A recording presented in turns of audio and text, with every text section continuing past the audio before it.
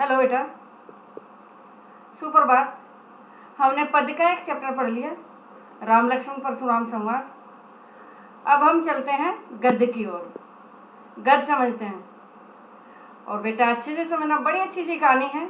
एक नवाबी अंदाज कैसे दिखाते हैं, कैसी अपनी उनकी प्रवृत्ति होती है, आदत होती है। वो आदत कैसे, भले ही एक कहावत है ना कि रस्सी जल गई लेकिन रस्सी का जो बल होता है, रस्सी पर जो बट होता है वो नहीं गया, वो नहीं जाता जलने के बाद भी। तो इसी तरह यानी भले ही इंसान गरीब हो जाए लेकिन उसकी जो आदतें हैं वो तो वही की वही रहती हैं। तो इस तरह एक लेखक ने एक कहानी लिखी है नवाबी अंदाज के बारे में। चैप्टर का नेम है लखनवी अंदाज। चैप्टर का नेम लखनवी अंदाज। अब लखनवी अंदाज से समझ ही गए होंगे कि वो लखनऊ का है। और लखनऊ में नवाब साहब ज़्यादा रहते थे। आज भी उनकी इमारतें, वहाँ भवन ऐसे ऐसे अभी भी मिलते हैं। तो नवाबी अंदाज लखनवी का यशपाल ने लिखा है। यशपाल यानी लेखक। लेखक कौन है? यशपाल। और लेखक ही इसके बारे में बताता है। तो ऐसे नवाब का वर्णन का विषय बनाया उसने, जो लेखक के समक्ष अपनी नवाबी का प्रदर्शन करते हुए, अपने नवाबी का क्या करता है? प्रदर्शन करते हुए खीरे की फांकों को सूंघकर उसका रस आस्वादन करता है, यानी उसका स्वाद लेता है सूंघ कर ही। अब कैसे ऐसा भी हो जाता है, लेकिन इस कहानी में ऐसा ही है। तो इसका प्रदर्शन हम कैसे पढ़ते हैं? इसको टॉपिक ले लेते हैं, लेखक की रेल यात्रा। लेखक की रेल यात्रा। उसके बाद नवाब साहब का भाव परिवर्तन। नवाब साहब का जो भाव परिवर्तन होता है, फिर नवाब साहब का भाव परिवर्तन हो जाता है। उसके बाद नवाब साहब का खीरा काटना। खीरा कैसे काटते हैं वो भी लेखक ने बड़े अच्छे से ढंग से लिखा है, उसके बारे में भी। फिर नवाब साहब ने एक एक करके फांक बाहर फेंक दी, वो भी है, उसका भी वर्णन कैसे कैसे किया है, एक एक फांक को कैसे किया है। तो अच्छे से सुनोगे तो तभी समझ में आएगी।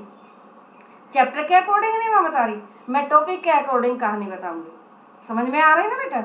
उसके बाद नवाब साहब की डकार। डकार कैसे लेते हैं? डकार तो जानते हो ना क्या होती है? यानी जब पेट भर जाता है और जब वो डकार जो आती है, तो नवाब साहब की डकार। और इसके बाद लेखक को मिली प्रेरणा। लेखक इससे प्रेरणा लेता है। क्या प्रेरणा लेता है? अभी मैंने सारा बता दिया, तो फिर कहानी में क्या रह जाएगा? तो क्या प्रेरणा लेता है आखिर? समझ में आ रहा है यहाँ तक? अब करते हैं कहानी की शुरुआत। नवाबी अंदाज की रेल यात्रा। लेखक की रेल यात्रा। लेखक अपने मितव्ययी प्रवृत्ति के कारण यानी जो कम खर्च के कारण उसकी जो आदत थी, सेकंड क्लास में यात्रा करना नहीं चाह रहा था। सेकंड क्लास में, वो सेकंड क्लास का जो डिब्बा होता है उसमें यात्रा करना नहीं चाह रहा था। फिर यह सोचकर भी कि भीड़ से बच जाएगा। फिर उसने सोचा कि भीड़ से बच जाएगा तो कहानी के संबंध में भी सोच सकेगा। वो सोच सकेगा और भीड़ से बच जाएगा, और उसे प्राकृतिक दृश्य भी देखने को मिल जाएंगे जब एकांत में बैठेगा ऐसे। तो सेकंड क्लास का टिकट उसने इस कारण ले लिया। गाड़ी छूट रही थी, यानी गाड़ी का टाइम हो रहा था, तो गाड़ी छूट रही थी। भागकर सेकंड क्लास के डब्बे में वो चढ़ गया। किसके? सेकंड क्लास के डब्बे में चढ़ गया। और लेखक को अनुमान था यानी कि डिब्बा खाली होगा, क्योंकि वो बाहर से देखा तो ऐसा लग रहा था कि लेखक का डब्बा खाली होगा। लेकिन उसने देखा कि एक बर्थ पर लखनवी के नवाबी अंदाज में एक सफेदपोश सज्जन पालथी मारे बैठे हुए हैं। जिनके सामने तौलिए पर 2 खीरे रखे हुए हैं, जिनके सामने तौलिए पर 2 खीरे भी रखे हुए हैं। तो जिस और खीरे रखे हुए हैं, लेखक का सहसा आ जाना उन्हें अच्छा नहीं लगा, क्योंकि उसने देखा और लेखक अचानक से आ गया उस डब्बे में, तो उसका आ जाना उसको, लेखक को, यानी उस नवाब को अच्छा नहीं लगा है। नवाब साहब ने लेखक के प्रति कोई रुचि नहीं दिखाई है, लेखक के प्रति कोई भी रुचि नहीं दिखाई है। यानी कोई इंसान आ जाता है, तो जब कोई इंसान दूसरा अकेला होता है और दूसरा आ जाता है, तो आंखों से, चेहरे से पता चल जाता है भाव परिवर्तन कि आखिर ये क्या चाह रहा है। तो यानी उसको लेखक ने उसको देखा तो उसे कोई रुचि नहीं लगी।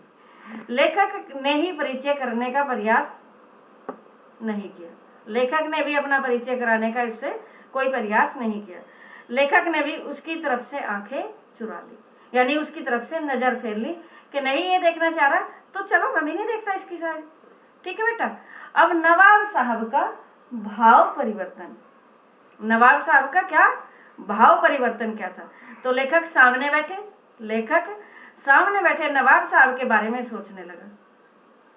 जो नवाब साहब थे तो उनके बारे में वो बैठकर सोचने लगा। नवाब साहब ने किफायत की दृष्टि से 2nd क्लास का टिकट खरीदा होगा कि मैं अकेला रहूँगा, यहाँ अच्छे मुझे वो मिलेगी, तो 2nd क्लास का डिब्बा वो टिकट उसने खरीदा होगा। अब उन्हें अच्छा नहीं लग रहा होगा, क्योंकि 2nd क्लास में सफ़र करते हुआ कोई और मुझे देख ले, उसे इसलिए अच्छा नहीं लग रहा होगा। तो सफ़र का वक्त काटने के लिए उसने खीरा खरीद लिया होगा। जो सफ़र का समय है तो उसका जो समय, यानी सफ़र में कितना समय लगेगा, तो उसके लिए उसने खीरा काट लिया होगा कि अकेला रहूँगा तो खीरा काट लूँगा, टाइम में बिजी हो जाऊँगा, व्यस्त हो जाऊँगा। समझ में आ रहा ना बेटा। उसके बाद क्या हुआ, उसके बाद हुआ खीरा ले लिया और खीरा काटने के लिए खरीदा होगा। लगता है उन्हें किसी के सामने खीरा काटने में संकोच हो रहा था, खीरा काटने में अब संकोच लग रहा होगा। नवाब साहब खिड़की से बाहर देखते रहे कि दूसरों के सामने मैं खीरा काटूं, तो अब वो खिड़की से बाहर देखते रहे और इस स्थिति पर, यानी जो वे बैठे थे लेखक उनके सामने, और अब कैसे कैसे क्या करूं, तो इस स्थिति पर शायद विचार करते रहे। यकायक यानी अचानक से भाव परिवर्तन हुआ। अचानक से भाव परिवर्तन करते हुए लेखक से खीरे का शौक फरमाने के लिए क्या, लेखक से क्या कहा, खीरा फरमाने का शौक किया है कि आप खीरा खाइए, खीरा लीजिए। लेखक को नवाब साहब का अचानक से भाव परिवर्तन अच्छा नहीं लगा और लेखक ने शुक्रिया अदा कर दिया। लेखक ने क्या किया कि ठीक है सर, किबला शौक फरमाए, किबला शौक फरमाए, यानी मुझे ज़रूरत नहीं है, आप ही खा लीजिए, ऐसा उसने कहा। उसके बाद क्या हुआ, नवाब साहब का खीरा काटना के बारे में वो लेखक वर्णन करता है। क्या वर्णन करता है, नवाब साहब कुछ और देर खिड़की के बाहर देखकर कुछ निश्चय कर नीचे रखे पानी से खीरे को धोता है।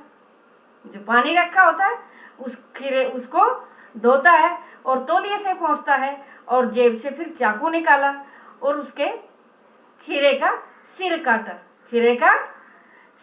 लिया। सिर क्या होता है, यानी खीरे के ऊपर से जो वो काट लिया। उसके बाद क्या किया, उसको गोदा, चाकू से उसको क्या किया, गोदा, झाग निकाले, छीले और फाके काटकर तौलिए पर करीने से बड़े अच्छे तरीके से उसने एक एक अलग से रखा। नवाब साहब ने फाकों के ऊपर फिर जीरा मिला हुआ जो नमक था वो भी क्या किया, उसको भी उस पर डाल दिया और लाल मिर्च की सुर्खी भी बुरक दी। लेखक की भावभंगी में देखे जा रहा था, लेखक उसकी नवाब साहब की जो भावभंगी में, यानी जो भाव परिवर्तन थे, वो देखे जा रहा था। उसकी भाव भंगिमा से लेखक को स्पष्ट हो रहा था कि नवाब साहब के मुंह में खीरे का पूरा रसास्वादन आ रहा है, कि ऐसी कल्पना सी लग रही थी कि मतलब मुंह में पानी आ रहा है, लार आ रही है। तो खीरे को देख देख कर ऐसी उसकी आंखों से ऐसा लग रहा था। न एक बार नवाब साहब ने भी दोबारा से नवाब साहब ने फिर लेखक की ओर देखा और कहा, वल्लाह शौक फरमाए। दोबारा से फिर कहा कि शौक फरमाए यानी खाइए, लखनऊ का वालम खीरा है, कि ऐसा वैसा खीरा नहीं है, लखनऊ का वालम खीरा है। नमक मिर्च छिड़क दिए जाने पर तो अब लेखक की भी जो ताजे खीरे पर और नमक जो डाल दिया था, तो वो पनियारी सी फांके देखकर लेखक के मुंह में भी पानी आ गया था। लेखक के मुंह में भी उस खीरे को देखकर जब वो नमक मिर्च डला हुआ था तो उसमें क्या हुआ, उसके मुंह में भी लार आ गई, मुंह में पानी आ गया कि अब रुका नहीं जा रहा, अब मैं खा ही लूँ। लेकिन पूछने पर फिर से इनकार कर दिया। क्यों? क्योंकि जो एक बार इनकार कर दिया था, अब दोबारा से कैसे कह दे कि हाँ दे दीजिए मुझे, मैं भी खा लूँगा। तो इसलिए उसने कहा कुछ सोचकर और अपना आत्मसम्मान सोचते हुए कहा, शुक्रिया कहकर, मेरी अदा जरा कमजोर है, किबला शौक फरमाए, यानी आप खुद ही खा लीजिए, कोई बात नहीं। उसके बाद क्या हुआ, नवाब साहब ने एक एक करके फांक बाहर फेंक दी। उसने क्या किया, एक एक करके फांक जो है बाहर फेंक दी। नवाब साहब ने नमक मिर्च लगी खीरों की फांक की ओर एक बार देखा, फिर खिड़की से बाहर देखा, यानी उसको देखा, ऐसे सूंघा तो उसका पूरा स्वाद लिया, आंखें बंद करके ऐसे, तो पूरा स्वाद उसने लिया और उसके बाद बाहर फेंक दिया। दीर्घ सा सांस लिया, यानी लंबा सा सांस लिया कि ताकि उस सांस में उसका पूरा स्वाद ले लिया हो, पूरा स्वाद ले लिया हो। तो और वो फांक फिर फेंक दी। उसके बाद दोबारा से दूसरी फांक ली और वो भी इसी तरह सूंघी और होठों तक ले गए, फिर उसको भी इसी तरह फेंक दिया। एक एक करके उसने सारी फांके बाहर फेंक दी। उसके बाद क्या हुआ, नवाब साहब की डकार। अब खाया तो था नहीं, लेकिन फिर भी डकार, क्योंकि सामने कौन बैठा हुआ था, सामने लेखक बैठा हुआ था। तो सामने कौन बैठा हुआ था, लेखक बैठा हुआ था। तो लेखक बैठा हुआ, तो नवाब साहब ने जो खीरा सूंघकर और फेंककर हाथ मुंह धोकर, यानी दोबारा से पहुंचकर और लेट गया, मानो वो इस काम से थक गया हो। ऐसा लगा मानो वो इस काम से थक गया हो और नवाबी प्रक्रिया को देखकर शर्म महसूस कर रहा था और सोच रहा था कि खीरे के प्रयोग की नई प्रक्रिया अच्छे प्रकार से कही जा सकती है। अब लेखक देख रहा था उसकी सारी हरकतें, तो इस तरीके से अगर उधर की तृप्ति हो जाएगी, इस तरह अगर उधर की तृप्ति, उधर यानी पेट की तृप्ति, कि इस तरह पेट भर जाएगा, इस तरह यानी खीरा खाया नहीं, बस सूंघा और बाहर फेंक दिए एक एक फांक करके। तो इस तरह अगर पेट भर जाता है तो सोचता है, लेखक की ओर उसने देखा और मतलब उसने उधर की तृप्ति हो गई। इस बीच नवाब साहब को डकार भी आ गई, और लेखक की ओर देखते हुए फिर से कहा कि खीरा लजीज होता है, बड़ा स्वाद होता है, बड़ा अच्छा लगता है। हाँ, क्या कहा कि बड़ा अच्छा लगता है, लेकिन होता है शकील ना उरादे मैदे पर बोझ डाल देता है, कि जो मेरा ये है, यानी तृप्ति इतनी हो गई, संतुष्टि हो गई कि मतलब मेरा पेट भर गया। तो लेखक को मिली प्रेरणा। अब लेखक को क्या प्रेरणा मिली, लेखक को प्रेरणा मिलती है कि जब बगैर खाए डकार ली जा सकती है। लेखक के ज्ञान चक्षु खुल गए, इससे लेखक के क्या खुल गए, ज्ञान चक्षु खुल गए। ज्ञान चक्षु यानी आंखें, तो ज्ञान की आंखें उसकी खुल गई, ज्ञान चक्षु खुल गए और सोचा खीरे की सुगंध और स्वाद से कि कल्पना से पेट भर जाने की डकार आ सकती है, तो फिर बिना विचार, बिना घटना, बिना पात्रों के, लेखक की इच्छा मात्र से नई कहानी क्यों नहीं बन सकती? तो नई कहानी बन सकती है ना इस तरह। तो लेखक को ये प्रेरणा मिलती है, इससे लेखक को इससे ये प्रेरणा मिलती है। तो बेटा कैसी लगी कहानी? लेखक को नवाब साहब के किन हाव भावों से महसूस हुआ कि वे उनसे बातचीत करने के लिए तनिक भी उत्सुक नहीं है। क्या कहा? नवाब साहब के किन हाव भावों से महसूस हुआ कि वे उनसे बातचीत करने के लिए तनिक भी उत्सुक नहीं है। तो क्या आंसर क्या, यानी उनसे बातचीत करने के लिए महसूस किया उन्होंने कि तनिक भी उत्सुक नहीं है, क्योंकि जब वो सेकंड क्लास के डब्बे में चढ़े थे, जब वे उस डब्बे में चढ़े थे, क्योंकि दौड़ती ट्रेन थी तो जल्दी से उसमें चढ़े थे, तो उसका अनुमान क्या था? वहाँ उसने मतलब जिस दृष्टि से उसको देखा था, जिस दृष्टि से उसको देखा था, तो वो रुचि क्या थी, मतलब उसकी रुचि उसमें नहीं थी। तो आंखों से ही पता चल गया था कि उसकी रुचि उसमें नहीं है। और लेखक की संगति में उन्होंने कोई उत्साह भी नहीं दिखाया। लेखक की संगति, जो लेखक गया दूसरा साथ में हुआ, तो कोई उत्साह, कोई मतलब जो है संतोष नहीं दिखाया। तो उससे जाहिर होता था कि वो उत्सुक नहीं है कि ये मेरे साथ में बैठे। तो असंतोष बिल्कुल स्पष्ट झलक रहा था। और लेखक को भी बड़ी अनिच्छा से उसने क्या कहा था कि खीरा खा लीजिए, तो वहाँ भी अनिच्छा, यानी उसकी इच्छा बिल्कुल नहीं थी, तो अनिच्छा वहाँ भी स्पष्ट दिखाई दे रही थी। दूसरा क्वेश्चन है, नवाब साहब ने बहुत ही यत्न से खीरा काटा, नमक मिर्च बुरका, अंततः सूंघ कर ही खिड़की से बाहर फेंक दिया। उन्होंने ऐसा क्यों किया होगा? उन्होंने ऐसा क्यों किया होगा? उनका ऐसा करना उनके कैसे स्वभाव को इंगित करता है? इंगित यानी इशारा करता है, कि स्वभाव की ओर इशारा करता है, संकेत करता है। तो नवाब साहब ने बहुत यत्न से खीरा काटा था। तो कैसे यत्न किए थे? अभी मैंने बताया था कैसे यत्न किए थे। उन्होंने किए थे खीरे को यानी सूंघ कर ही खिड़की से बाहर फेंक दिया था। तो क्या क्या किया था? पहले उस पर यत्न से काटा, नमक मिर्च बुरका, और बाद में नवाब साहब ने शायद नवाबी अंदाज दिखाते हुए, शायद नवाबी अंदाज के दूसरों के सामने ये खीरा ऐसा खाने में असंकोच उसको हो रहा होगा, तो शायद इसीलिए उसने नवाबी अंदाज दिखाने के लिए वो बाहर फेंक दिया होगा कि ये बड़े ही नखरे वाले और दिखावा करने वाले, नखरा करने वाले और दिखावा करने वाले, रईसी खान रखने वाले स्वभाव के व्यक्ति हैं।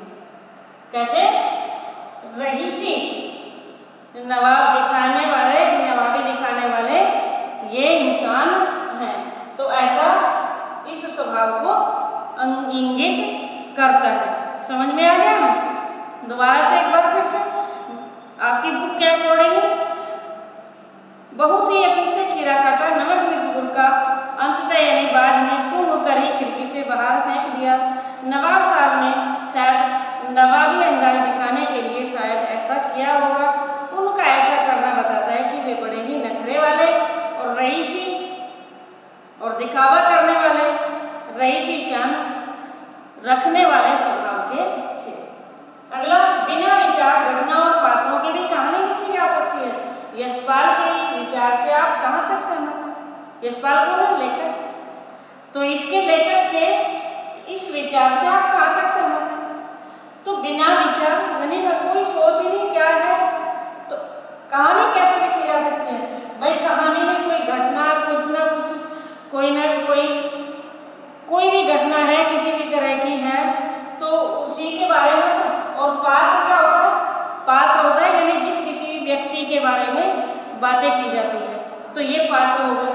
तो इनके बिना कहानी लिखी जा सकती है? अब बताओ, जब विचार ही नहीं होगा मन में, कोई घटना ही नहीं होगी कोई, और पात्र ही नहीं होंगे कोई, कोई व्यक्ति नहीं होंगे तो कहानी कैसे लिखी जा सकती है? नहीं लिखी जा सकती। तो इस विचार से हम सहमत नहीं हैं, क्योंकि लेखक के मस्तिष्क में यह विचार क्यों आया था? क्यों आया था? क्योंकि नवाब साहब ने जो लखनवी अंदाज से वो खीरा खाया था, खाया नहीं था, खीरा खाया नहीं था, केवल सूंघने मात्र से ही उसने डकार ली थी, पेट भर लिया था।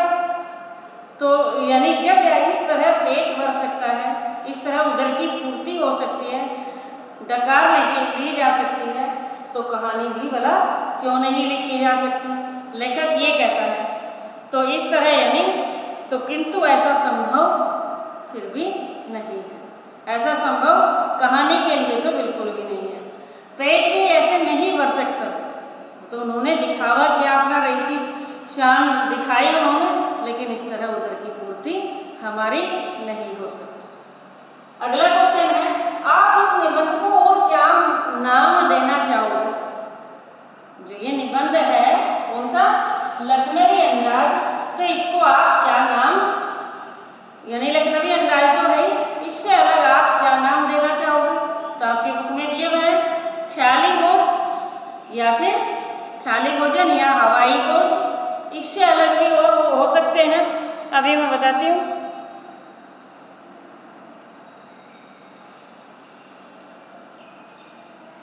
नवाबी दिखावा, क्या? नवाबी दिखावा या थोथा चना, या फिर थोथा चना। थोथा चना यानी पास कुछ है नहीं और दिखाता बहुत कुछ है, थोथा चना और उछलेगा ना। तो ये भी इसके चैप्टर के नाम हो सकते हैं।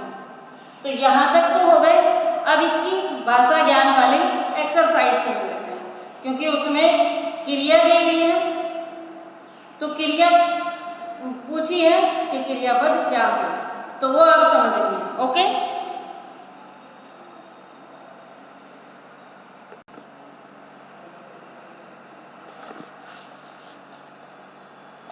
तो क्या है भाषा अध्ययन में? क्रियापद छाटकर क्रियाभेद लिखिए। तो इसमें है, एक सफेद को सज्जन बहुत ही सुविधा से पालथी मारे बैठा था। तो क्या बैठा था? क्या बैठा था? पालथी मारे बैठा था। तो पालथी मारे यानी ये संयुक्त क्रिया नहीं हो सकती, वो सॉरी ये सकर्मक क्रिया नहीं हो सकती। तो क्या बैठा था? तो ये यहाँ मारे और बैठा था, तो ये होती है हमारी संयुक्त क्रिया। कौन सी? संयुक्त क्रिया। ये संयुक्त क्रिया होती है। अब दूसरे में है, नवाब साहब ने संगति के लिए उत्साह नहीं दिखाया। क्या? उत्साह नहीं दिखाया। तो दिखाया क्रिया, क्रिया है यहाँ दिखाया। क्या नहीं दिखाया? क्या दिखाया? उत्साह। तो ये होती है हमारी सकर्मक क्रिया, कर्म है इसके साथ में, तो ये सकर्मक क्रिया है, कर्म है जिसके साथ में। अब इससे आगे है खाली बैठे क्रिया, यहाँ भी है, फिर करते रहने भी है, और ये है। तो है तो सहायक क्रिया, है तो सहायक क्रिया, इस वाक्य को पूरा करती है। लेकिन जो खाली बैठे और करते रहने, ये दोनों क्रिया हैं असमापिका क्रिया। ये दोनों यानी वाक्य को पूरा नहीं करती हैं असमापिका क्रिया, असमापिका क्रिया। इसके बाद अकेले सफर का वक्त काटने के लिए खीरे खरीदे होंगे।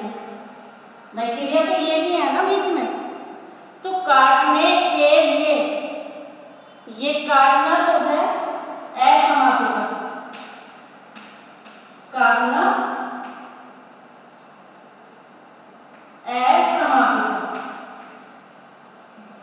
और खरीदे होंगे, खरीदे होंगे। तो ये क्रिया, ये खरीदना और होना, ये खरीदना और होना कौन सी क्रिया होती है? यानी ये भी एक तरह से पूरी ये भी असमापिका क्रिया, ये भी कौन सी, तो दोनों ये काटने और खरीदे हुए, तो ये दोनों असमापिका क्रिया आती है। ये दोनों कौन सी आती है, असमापिका क्रिया होती है। अब दोनों खीरों के लिए, वो दोनों खीरों के सिर काटे, गोद कर, झाग निकाले, इतनी क्रियाएं हैं इसमें। तो सिर काटे, सिर काटे, सिर काटे कौन सी क्रिया है सिर काटे में, काटे, काटे में है सकर्मक, क्या काटे, सिर, तो ये है सकर्मक क्रिया, ये है सकर्मक क्रिया। उसके बाद गोद कर, इसके बाद गोद कर, एक ध्यान रख लेते हैं, ये वाले गोद कर, गोद कर क्रिया है पूर्वकालिक क्रिया, पूर्वकालिक क्रिया है, क्योंकि वाक्य में बीच में आई है। अब क्या निकाला, झाग, तो निकालना क्या है, सकर्मक क्रिया, सकर्मक क्रिया ये होती है। अब इसके बाद नवाब साहब ने सतृष्ण आंखों से, सतृष्ण यानी ललचाई आंखों से, नमक मिर्च के सिंगों से चमकते खीरे की फांकों की ओर देखा, देखा कहां, क्या देखा, फांकों को देखा, तो ये भी सकर्मक क्रिया, चय की भी सकर्मक क्रिया होती है। चय कौन सी है, ये भी है हमारी सकर्मक क्रिया। 6 नवाब साहब खीरे की तैयारी और इस्तेमाल से थक कर लेट गए, थक कर लेट गए, तो थक कर तो होती है पूर्वकालिक,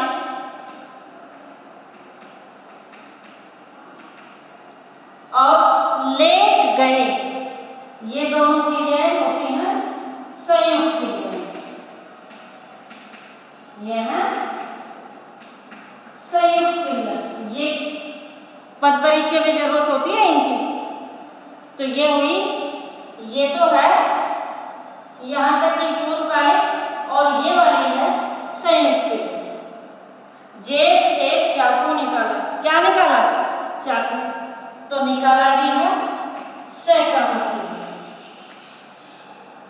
अब बुक में भले ही तुम्हारी थोड़ी बहुत चेंज हो सकती है, लेकिन ये क्रिया ये वाली सही है। समझ में आ गई ना? ओके बेटा, थैंक यू।